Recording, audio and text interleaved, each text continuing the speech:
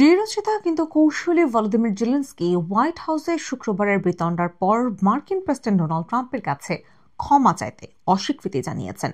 তিনি বলেছেন, ওভাল অফিসে যে দ্বন্দ্ব হয়েছে তা ইউক্রেনের শান্তির জন্য ইতিবাচক কিছু বয়ে আনেনি।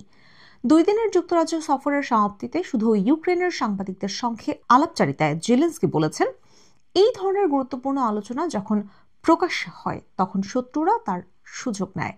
যদিও তিনি আশা করছেন হোয়াইট হাউসে যে ঘটনা ঘটেছে তা এমনিতেই ঠিক হয়ে যাবে। ওই বৈঠকের পর তার জায়গা থেকে হোয়াইট হাউসের সঙ্গে আর কোনো যোগাযোগ করা হয়নি বলে জানিয়েছেন ইউক্রেনের প্রেসিডেন্ট। একই সঙ্গে তিনি জানিয়েছেন, তার দেশে যুক্তরাষ্ট্রের সঙ্গে যৌথভাবে খনিজ সম্পদের অনুসন্ধান চালানোর বিষয়ে যেই চুক্তি আলোচনা চলছিল সেটি স্বাক্ষর হওয়ার জন্য প্রস্তুত ছিল। তারপরই ইউক্রেনকে সামরিক সহযোগিতা প্রদান সাময়িক সময়ের জন্য বন্ধ করে দিয়েছেন যুক্তরাষ্ট্রের প্রেসিডেন্ট ডোনাল্ড ট্রাম্প। হোয়াইট হাউসে ইউক্রেনের প্রেসিডেন্ট ভলোদিমির জেলেনস্কির সঙ্গে বাকবিতণ্ডার পর এই সিদ্ধান্ত নেন তিনি। স্থানীয় সময় সোমবার একাধিক সংবাদ মাধ্যমের প্রতিবেদনে এই সিদ্ধান্তের কথা জানানো হয়। ফক্স নিউজের প্রতিবেদনে বলা হয়, যতক্ষণ না ট্রাম্প মনে করবেন দেশটির নেতারা শান্তির প্রতি অঙ্গীকারের সদিচ্ছা দেখাচ্ছেন ততক্ষণ পর্যন্ত সহযোগিতা বন্ধ থাকবে। ট্রাম্প প্রশাসনের একজন কর্মকর্তাকে উদ্ধৃত করে ফক্স নিউজ বলেছে, এটি স্থায়ীভাবে সহযোগিতা বন্ধ নয়, এটি সাময়িক সময়ের জন্য।